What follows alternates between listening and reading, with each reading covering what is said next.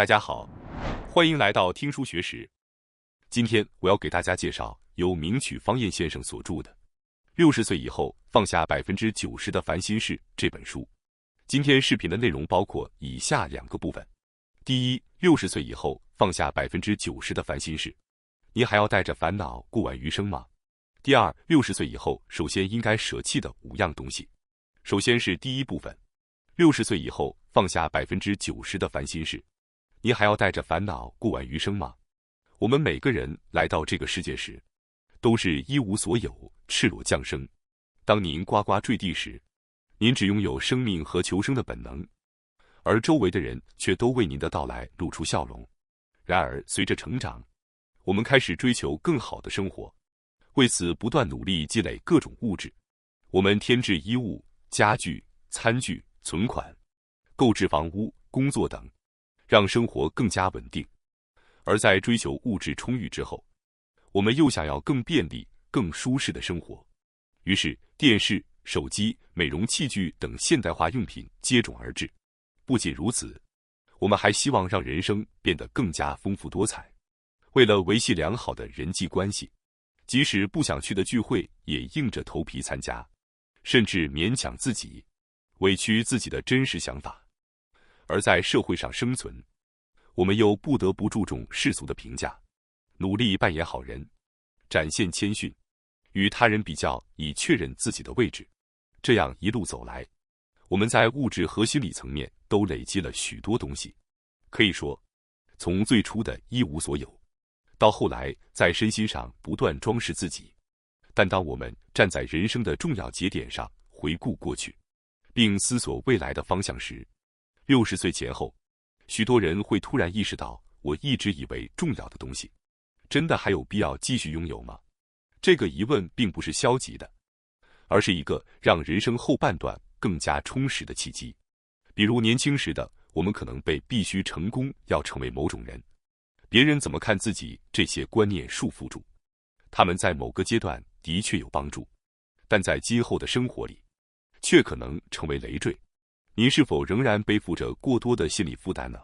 如果理想状态是像整理收纳柜子一样整理自己的身心，那就试着把长期存放在内心深处的观念和记忆都翻出来，留下真正重要的部分吧。然而现实中，大多数人很难专门抽出时间做这样的整理，而且更棘手的是，我们对自己积累的一切，往往怀有深深的情感依赖。丢弃穿了多年的衣服或家具尚且让人心疼，更不用说放下内心的执念了。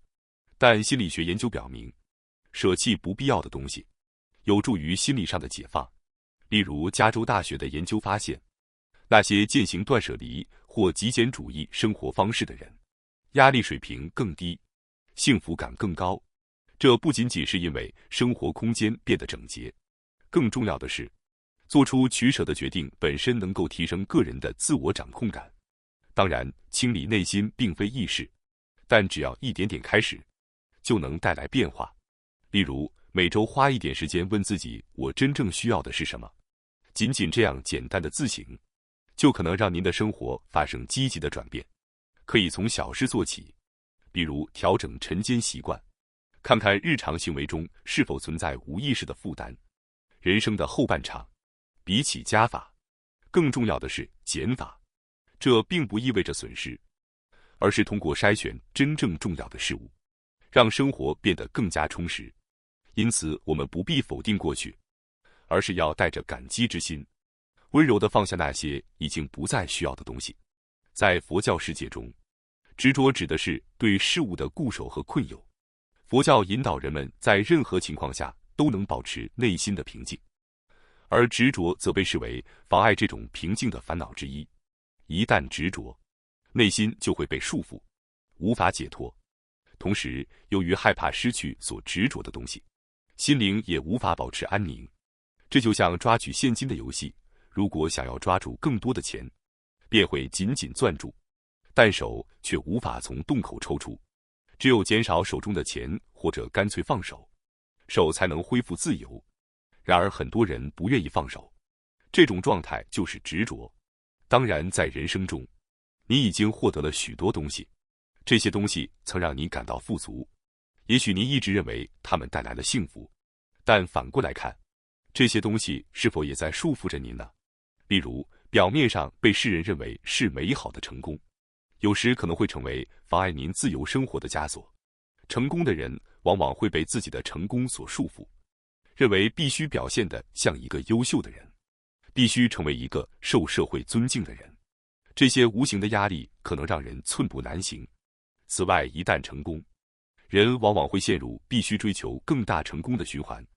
成功本身会不断要求更进一步，原本可以放慢脚步，停下来休息，重新审视自己的人生，但过去的成功却不允许这样做。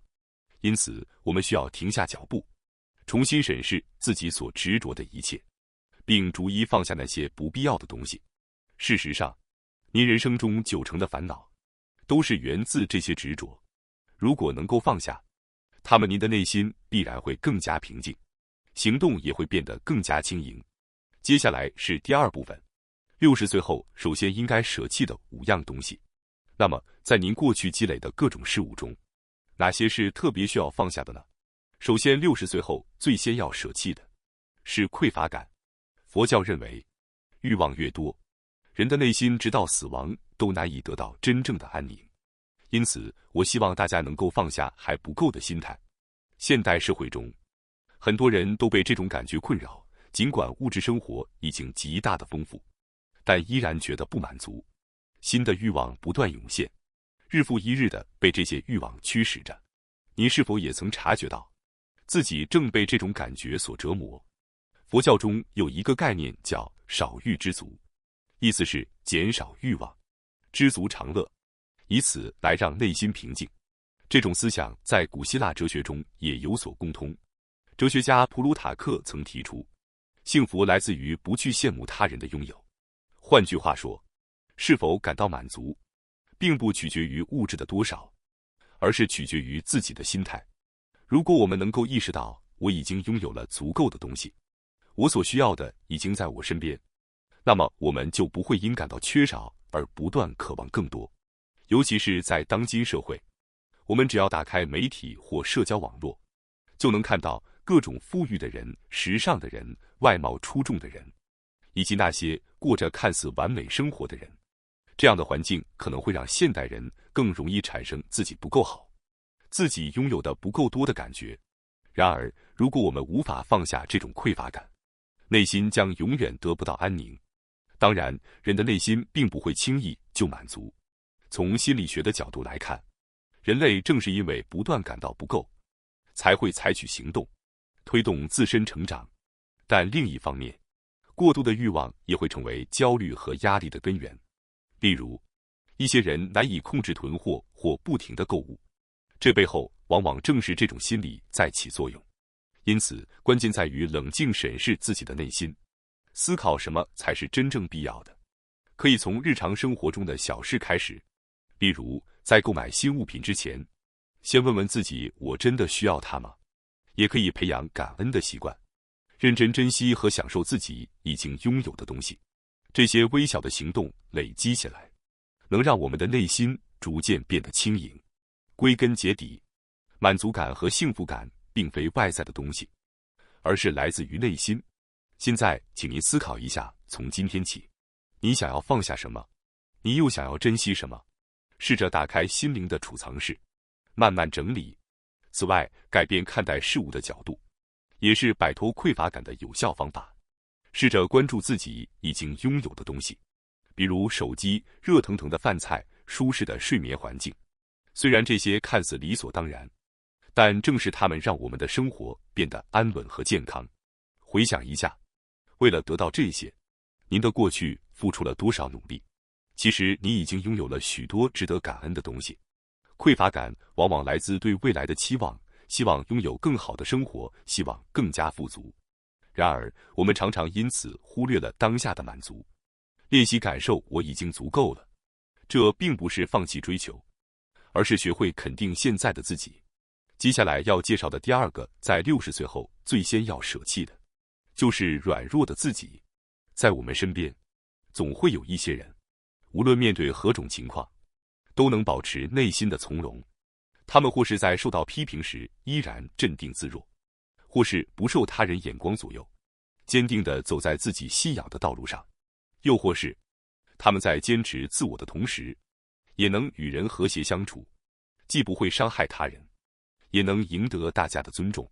看到这样的人，我们常常会忍不住羡慕地想，如果我也能像他们一样就好了。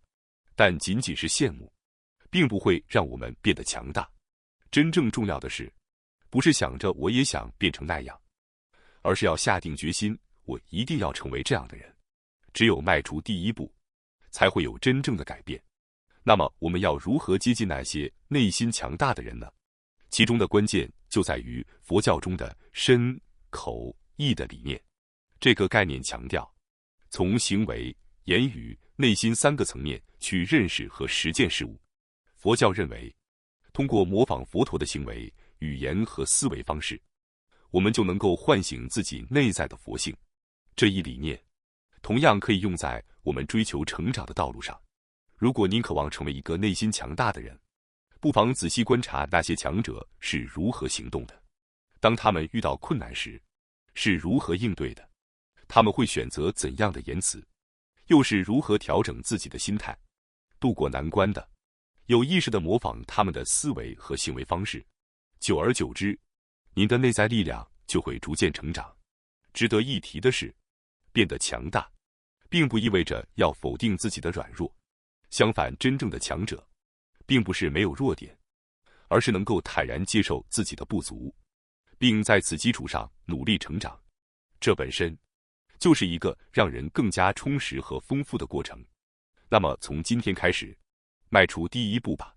当您面对困境时，不妨问问自己，如果是那个人，他会怎么做？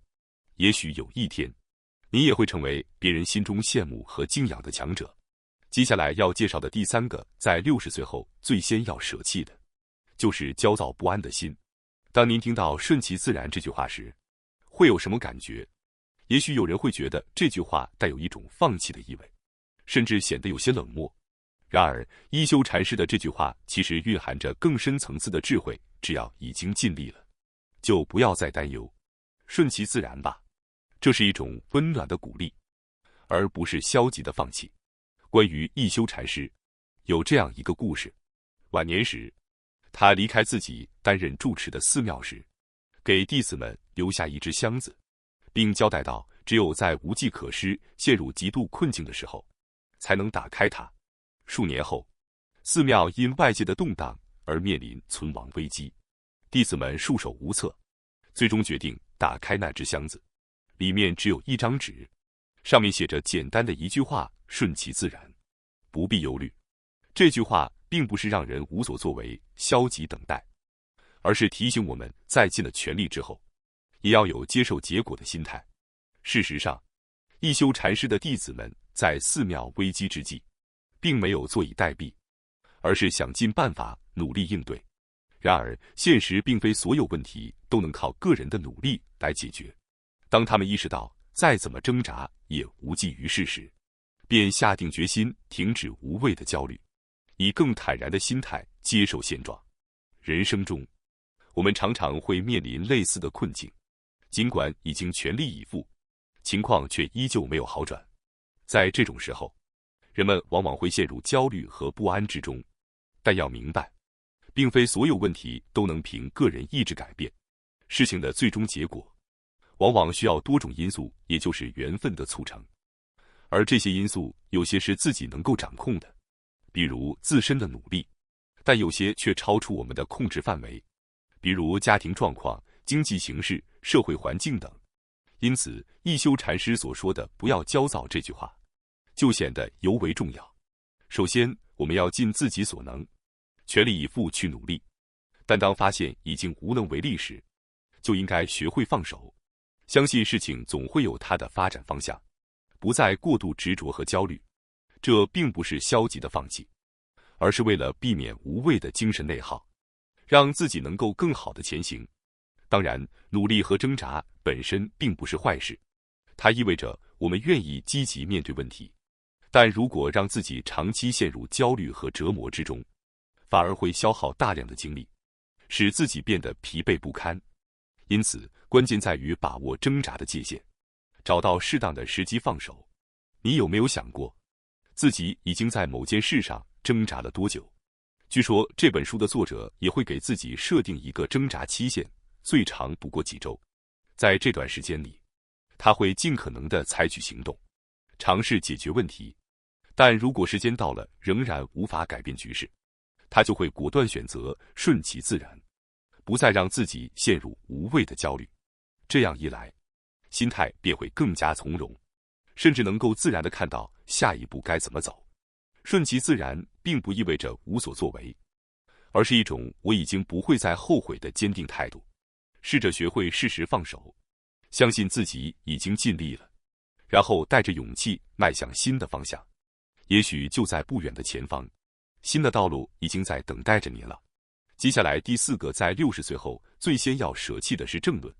在我们的日常生活中，常常会听到许多应该这样做的政论，比如喝酒过多会伤害身体，如果不早点睡，明天会很辛苦，现在应该存点钱等等。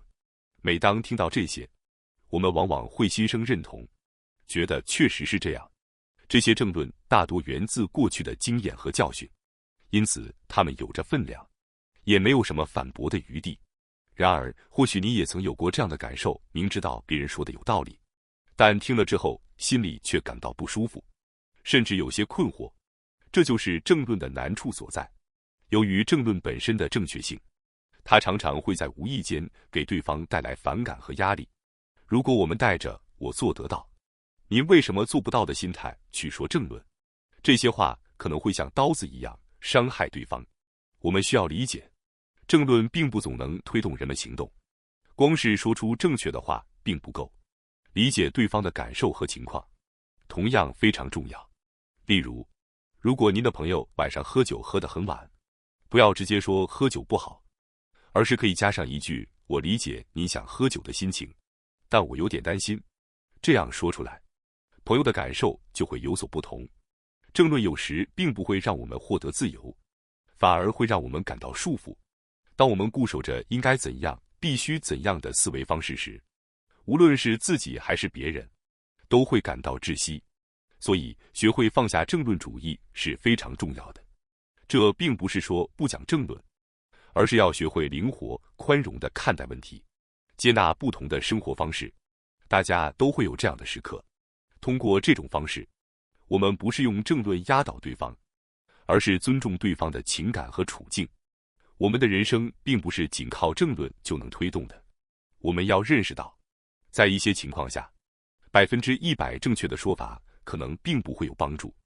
因此，我们要学会宽容和灵活，尽量以更开放的心态生活，这才是让我们的生活变得更加丰富多彩的关键。接下来第5个，60岁后最先要舍弃的是努力这个概念。人们常说，年纪大了就会变得固执。那么，这真的是事实吗？说到固执，往往会给人一种负面的印象，但作者认为，固执其实是经过长时间的积累后形成的一种自己独特的做事方式。经过多年的经验，经历了失败和成功，我们找到了属于自己的正确方式，并且珍惜它。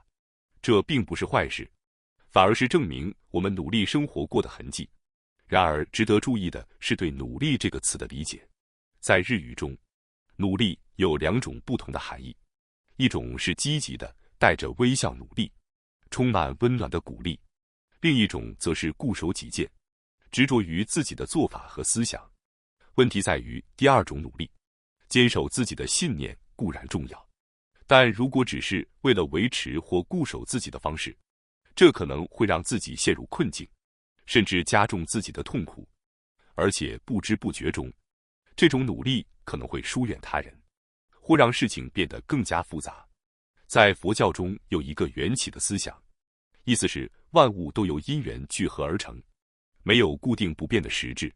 从这个角度来看，我们的我也并非固定不变的，而是不断变化的。昨天的我与今天的我不同，今天的我与明天的我也会有所不同。